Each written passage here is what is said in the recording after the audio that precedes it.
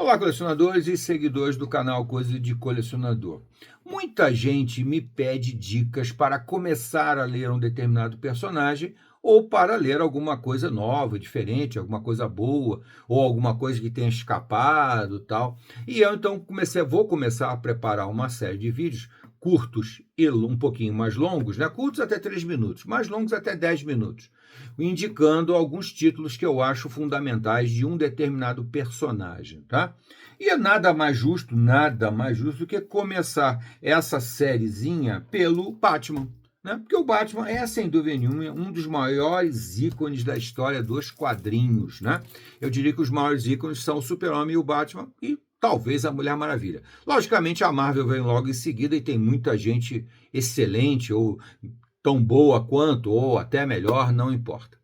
E eu quero mostrar alguns títulos assim que saem um pouco daquele lugar comum, do que todo mundo já indica, tal. Mas vou fazer uma pequena referência aqui a dois títulos do Batman que eu considero absolutamente fundamentais, tá? Apesar de que já são lugar comum. Todo mundo sabe que são muito bons. São fundamentais, digamos assim. É lógico que eu estou falando de O Cavaleiro das Trevas, do Batman, né? Que é do Frank Miller.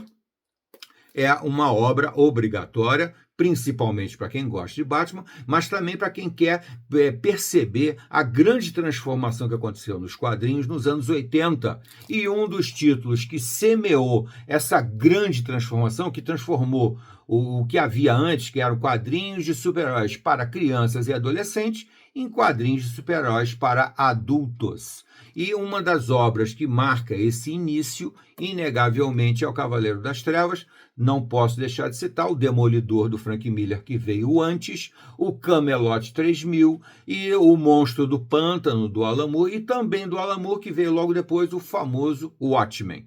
Esse quarteto aí, esse quinteto mais ou menos aí, é o que marca muito bem a transformação dos quadrinhos para crianças e adolescentes para quadrinhos de super-heróis para adultos, porque até então os super-heróis ainda não atingiam os adultos, tiveram que passar a atingir a partir daí. Outra obra do Batman que também marca essa grande transformação dos quadrinhos é, sem dúvida nenhuma, A Piada Mortal, do Alan Moore e do Brian Bolland. Aqui, o anterior à arte do Frank Miller. Aqui já entra um dos meus artistas favoritos, que é o Brian Bolland. Por isso eu indico sem susto nenhum para vocês essa história dramática, drástica, que é A Piada Mortal, do Alan Moore e do Brian Bolland.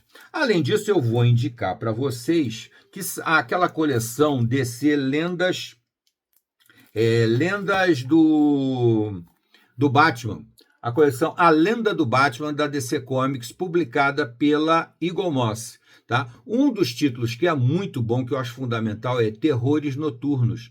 Terrores Noturnos é uma obra absolutamente espetacular, com o autor que não tem assim uma relevância muito grande, mas na arte aqui você tem o Jason Fabok, começando a carreira dele, para mim, um dos melhores artistas da atualidade, e do Ed Benes. Aqui também tem arte do brasileiro Ed Benes. Vale super a pena essa ediçãozinha aqui, tá? É bem legal mesmo. Dessa mesma coleção também tem o Imperador Pinguim, em duas partes, tá? Essa daqui saiu em duas partes. Aqui a segunda parte está aqui, ó.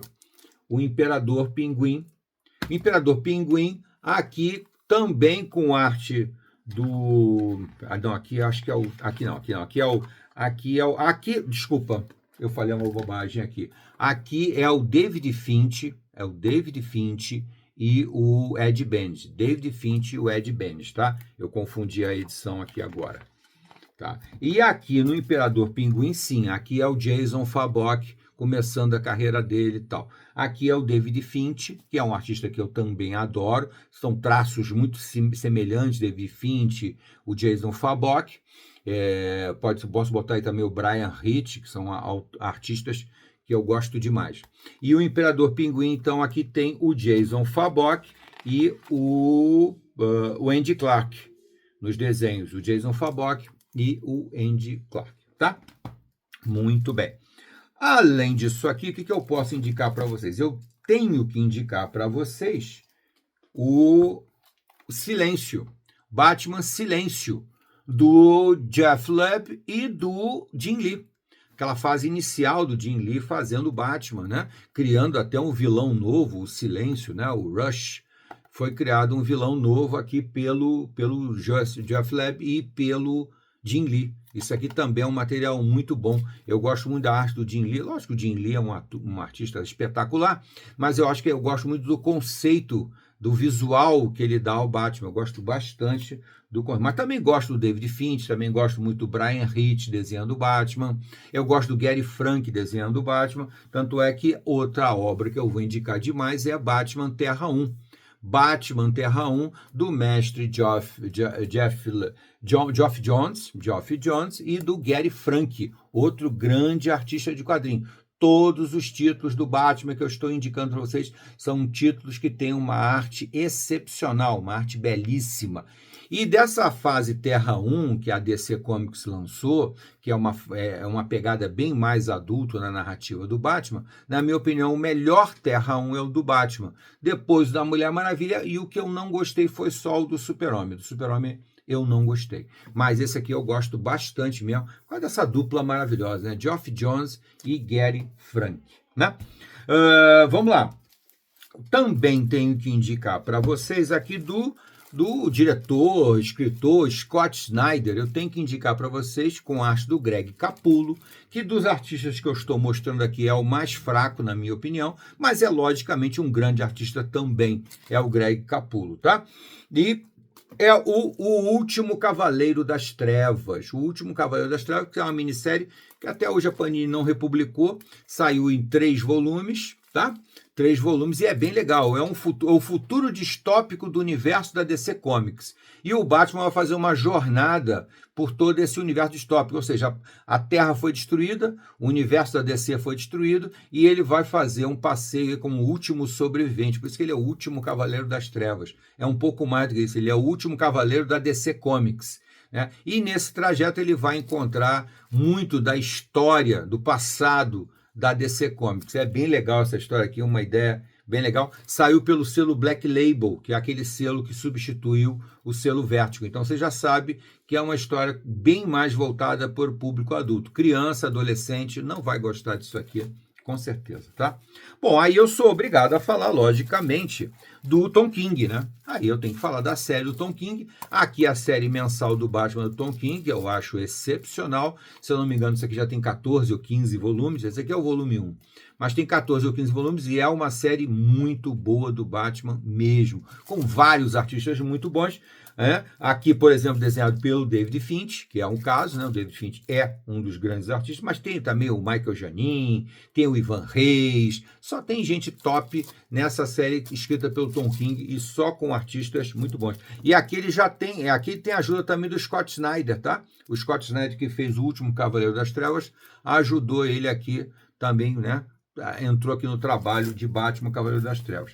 Continuar falando do Tom King, também tem uma outra participação do Tom King em Batman e Flash, o Bottom. Também é uma história muito boa, com a arte do Jason Fabok, tá? E do Howard Porter.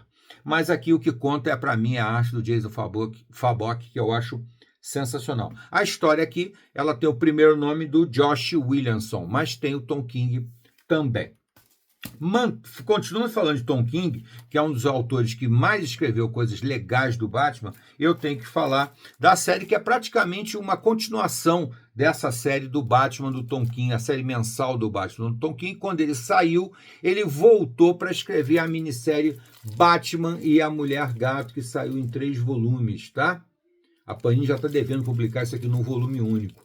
Batman e a Mulher Gato é outra história absolutamente sensacional, escrita pelo Tom King com arte do Clay Mann, na maior parte, né? Não é só o Clay Mann, tem mais gente, mas o Clay Mann garante a arte espetacular. Para finalizar, mais um trabalhinho do Tom King para o Batman, Batman e a Hora da Morte.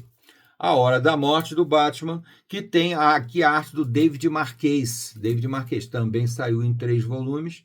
Vale a pena, a Panini até agora não lançou isso num volume único, mas provavelmente daqui a pouco vai lançar, tá? Batman, A Hora da Morte. É para finalizar aqui dicas de ótimos títulos com o Batman, com uma arte excepcional. Aqui tem alguns dos melhores artistas de quadrinhos de todos os tempos. Tá bom, gente?